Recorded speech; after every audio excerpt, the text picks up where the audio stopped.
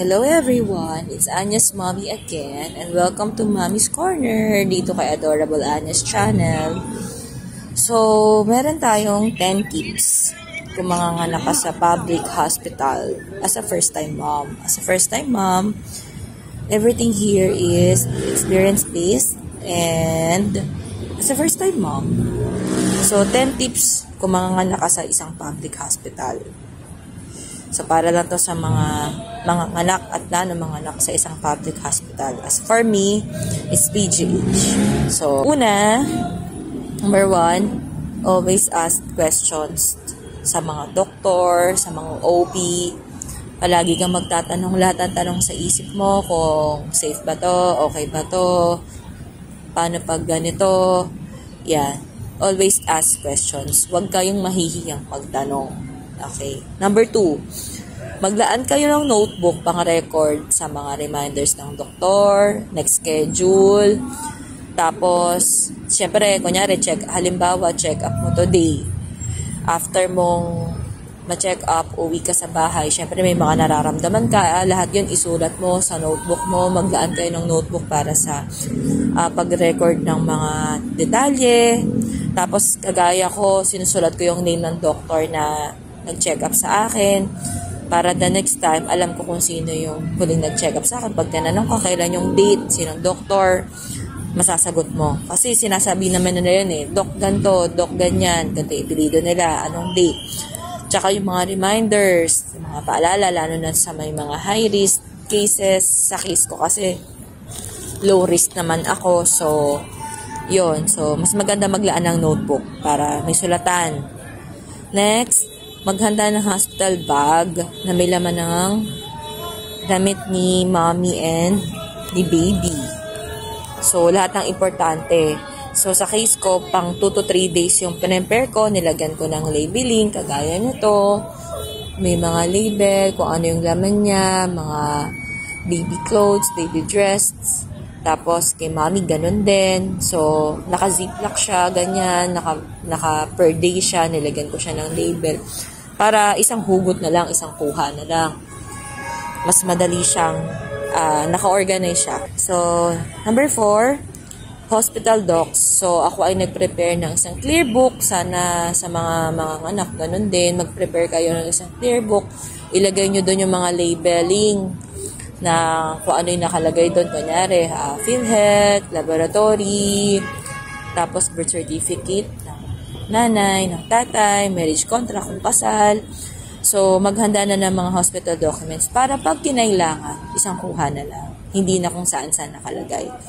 So, hospital documents, kasama na rin dyan yung PhilHealth, yung SSS. Yan, kagaya ko, working mom, sa mga working mom dyan. So, yung PhilHealth natin, i-update na natin na tayo ay manganganak. Yung mga forms, yung PhilHealth, ipapakita ko na lang po dito. Ayan, yung PhilHealth forms. Same din sa SSS form para sa ating SSS maternity benefit. Maggagawa po tayo ng separate video kung paano mag-file sa PhilHealth at saka sa SSS. For the meantime, kasama po yung hospital documents sa mga paghahanda.